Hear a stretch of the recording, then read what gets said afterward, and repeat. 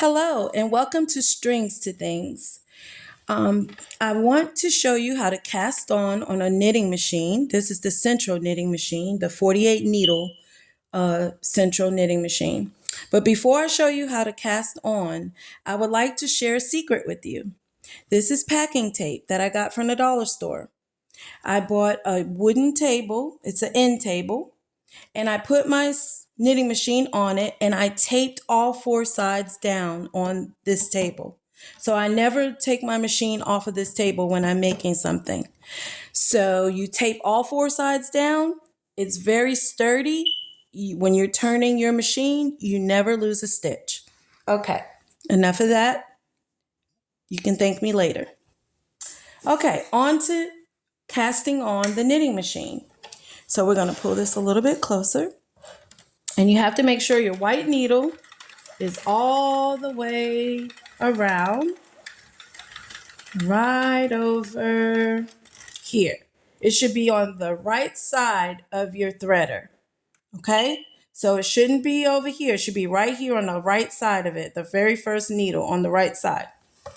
So I'm going to be using variegated yarn, and I'm going to put at least 12 or more inches inside because I'm going to need that to sew up my adult headband. That's what we're making.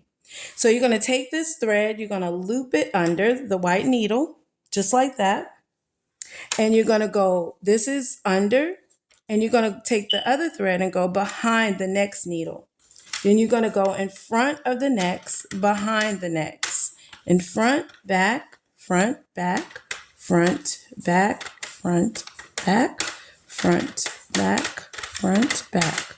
And just, oops, gotta go back. Front, back, front, back. So just keep going, front and back. That's the way you cast on. And when we get, I'll show you what we do when we get back to the white needle. Okay, there's the white needle. Do you see it?